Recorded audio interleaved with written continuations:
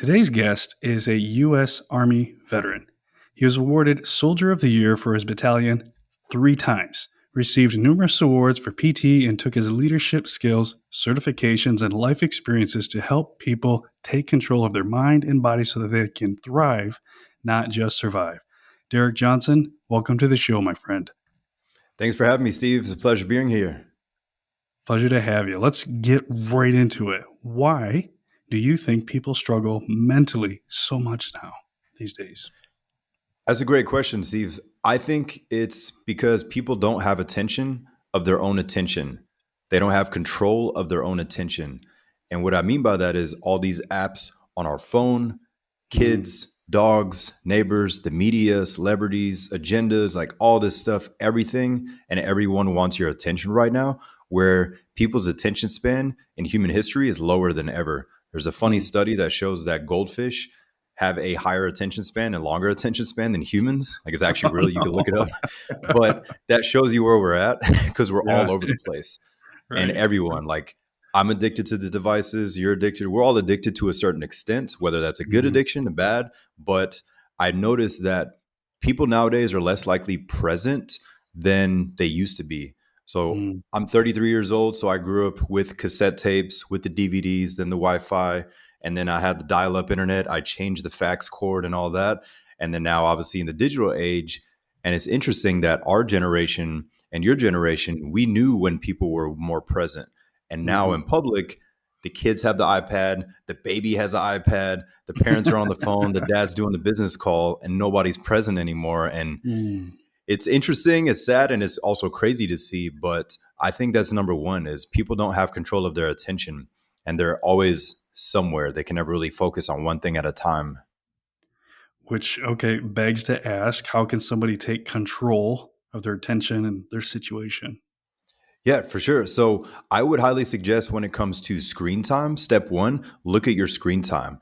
So whether somebody has Samsung, iPhone, they can look at it inside of each individual app and they might be shocked. They might be surprised in a good way of how many hours or minutes per day or per week they use on these particular apps. And then they can say, okay, I spend 3 hours here, 4 hours there, too many hours on this app. Let me look at my actual day. And then slowly start to reverse engineer their day to see what their time and attention is really being put to and put on. Because from there, if they start with that, they might get a reality check and say, I had no clue I was spending this much time on Facebook or on LinkedIn and Instagram. And then they are like, wow, if I just get that time back, or if I utilize that time to actually create content rather than to just consume it. So I would first start with checking their screen time. Even if they're not on social media, there's something that they utilize on their laptop or on their TV that takes up their time. For some people, it's Netflix. Some it's YouTube. But I would first start with really being honest with themselves and seeing how many hours per day or per week they utilize on these devices. And if those hours are actually helping them in their goals, or is it just for entertainment or to get an endorphin hit? Because we all have a pattern to an extent. So an example could be, you're about to send an important email, have an important call. Whenever we don't want to do that thing, everybody has a cycle. They first check the news, then they check Instagram, then they do this. Like we all have an endorphin hit cycle. So trying to figure out what our endorphin hit cycle is and then taking control again slowly. I'm like you mentioned, I've got mine. I've got the email, I've got the Facebook, and I've got like those 4 apps right there. Just bang, bang, bang, bang, hit all 4 of them. Now, in all fairness, I work in Facebook, right? I have a membership that's in a private community, so it's my responsibility to get in there and engage. Yeah. But, sure. There's more to it. If I'm honest, it's like, no, I start scrolling. But you're right. So there, you say this, like I check my email, and then I've got a GroupMe app for private client groups. And then I've got the Facebook group, because I've got to work on there. Oh, yeah. Once I get in there and check it, I'm just scrolling. And I know I've got another one. Oh, then I go to Twitter. That's my last resort for just like, all right, what's going on out there, and just to check out. So I hit those 4, bang, bang, bang, bang. And I do it just subconsciously. I know exactly where they are, thumb pattern without having to look for them. Yeah. And I've even rearranged maps sometimes, but still you find them and you just recreate that pattern, right? It's like a password pattern, you remember it and you exactly. Yeah. It's an interesting routine. Sometimes it can be good. Like I do a similar cycle, posting content on everything. And then if people can just zoom out for a second, just pause and really look at what is my cycle and what is my repetition. Am I doing this just when I'm stressed and don't feel like doing something? And I do it to get an endorphin hit and to get entertainment? Or am I doing this because we use business, have a team, have clients? So to each their own experience. But if people just are honest with themselves and starting with that before they try Yeah. to add something to their routine or do something new first, just to say, where's my time and attention actually going to? So say we're brave and we pull up our screen time. Right. So that's Yes. a big first step. That's kind of like just saying somebody who feels like they're overweight to step on a scale, right? Because we know Yes, it's going to be exactly. bad. Like I'm thinking about it going, I'm not pulling it up during this meeting, afterwards I'll check, but we're not going to talk about it right now. So somebody has the courage to pull it up. They take a look at it. Now they see what it is. I don't know. I'm just going to throw out a raw number like 10 hours of screen time, right? Or maybe it's 5. I don't know. I'm just like throwing out random numbers now. What's the first step? How from there, once they see where they're at, right? Where do they go from there?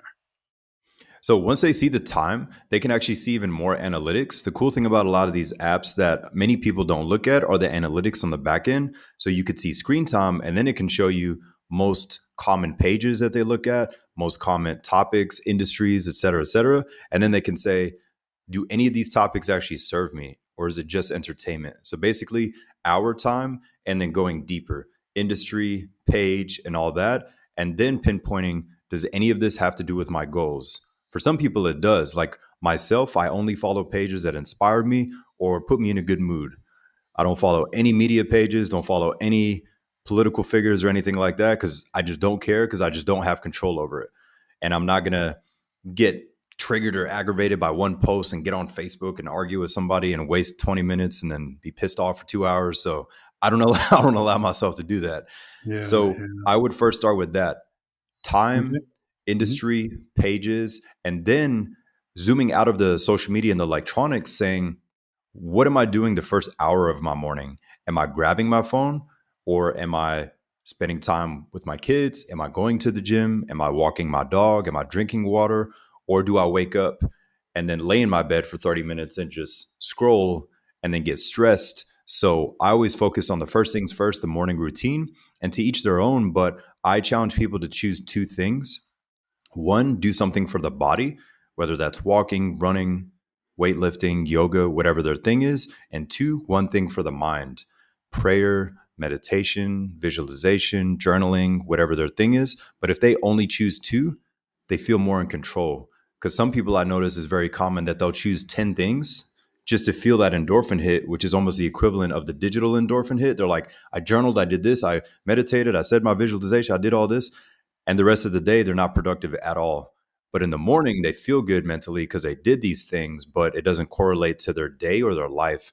So I would first assess where their time attention is going to, and then really look at their morning, because the morning is the key to the day to prime it. Because many people, they don't have control of their morning, so they're just reacting all day.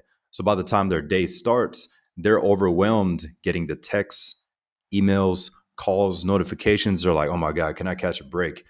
But all that is saying is that that individual does not have control of their morning. So they're reacting all day long. So by the time it's dinner time with family, they're not present because they're just worn out, and they feel like they have to let the edge off by drinking, whatever their vice is. But like they never feel like they actually caught up. They feel like they're drowning in tasks and all these different things. But it normally stems back to their morning routine. So I challenge them to control that more and choose one thing for the body and then one thing for the mind. Right on. So mine is now it doesn't happen every morning, just to be honest, but the plan is for a morning is I wake up, use a restroom, I weigh in, turn the coffee pot on, take my dog out, come back in, pour the cup of coffee, have a Bible study, prayer, and then I get into what I call a jam session, and that's where I work on my most important project. So I work on the Perfect. business to push something forward. After that, family wakes up, connect, breakfast, and then I'll shoot to the gym and then head over to the office. And that's when all the busy stuff, and the meetings Nice. happen. So I agree with you. The morning routine is critical. So appreciate Oh that. yeah, because you can definitely feel like the confidence and the power of that morning. You're like, I You already enjoy it. won. I already did Hmm. these 10 tasks. I feel Hmm. good. Rather than 10 a.m., you're like, oh man, I haven't even done any of this. And now these people need me and they need me. And then I have a bill due and I have to do a presentation. Yeah, yeah, yeah, yeah.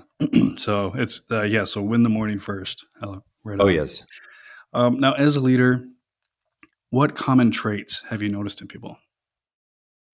So, very common ones in regards to people that do really well generally in their career or just in their personal life is they were one, either former athletes because they have that drive, that fire, that competitiveness in them, or they were in the military, or they did some group setting thing, whether that's church, youth group, whether that is band, but they naturally just have that fire to do something in a group or just as an individual competitive standpoint. So those are very common and they do really well. They just need either information, they maybe need guidance and accountability, but they easily adapt and they get fast results because they already have that thing in them.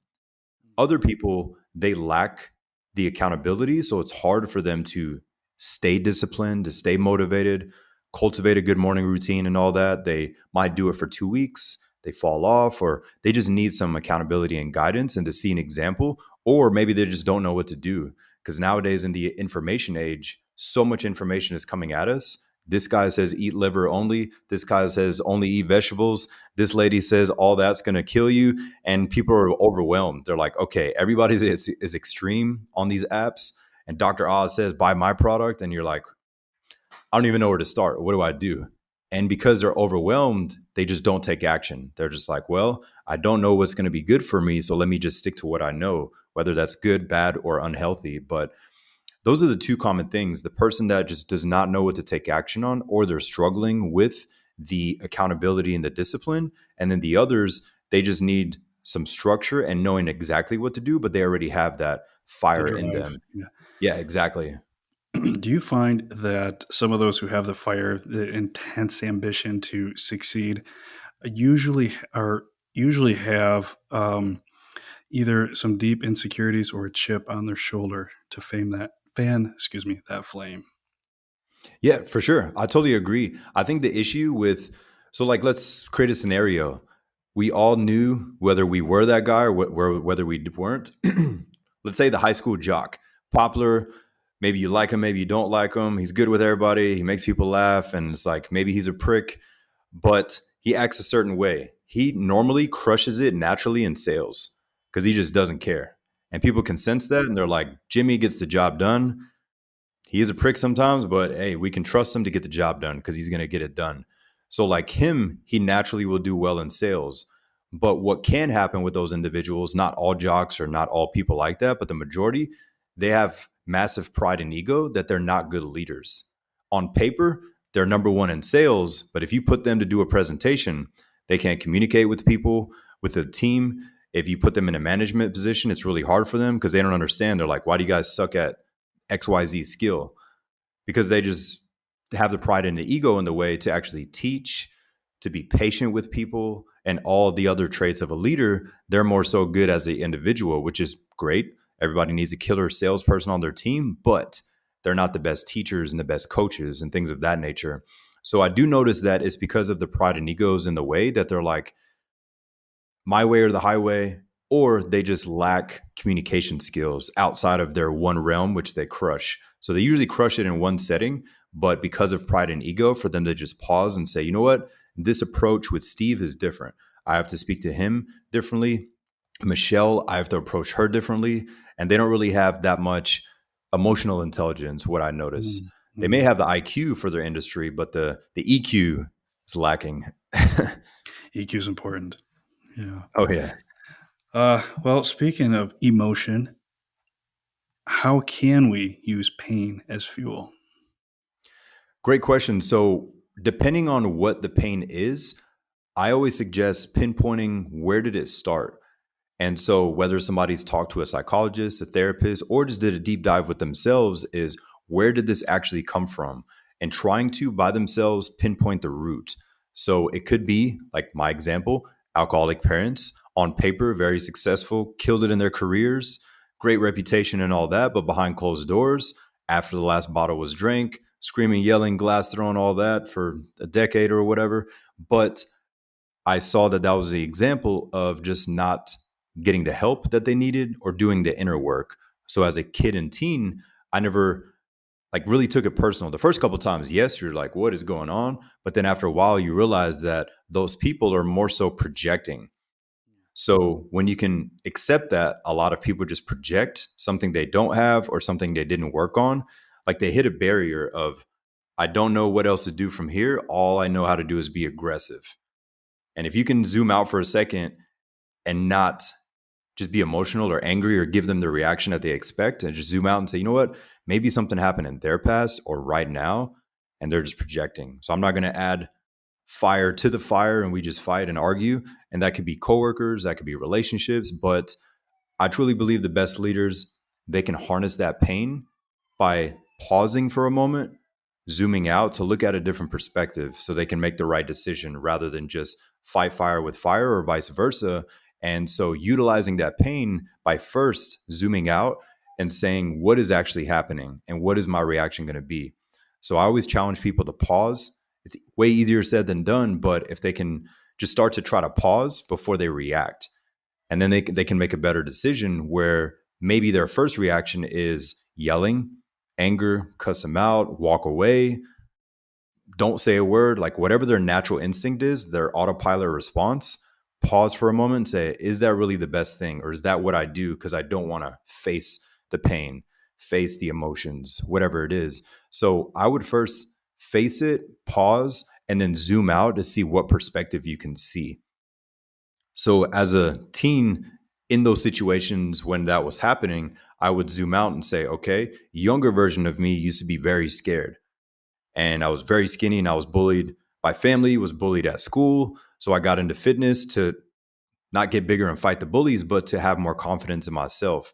So current me was getting yelled at by whoever. And then future me, I would imagine version 10.0 is looking down at me and saying, hey, this is going to make you or it's going to break you, or you can utilize these stories to help others. So you could either be a victim or be a victor, and teach your own on their view of that. But if people can harness the skill of perspective hopping, that can help them so much with their pain. And the last thing is, I would say, have people actually released these things. So as men, we're supposed to man up, suck it up, drive on, whatever our dads or our military told us. And that works at first. We got to get the job done as men. But we've all been there where we feel like we're about to snap on somebody. Like we're just boiling and we just feel like we need a release.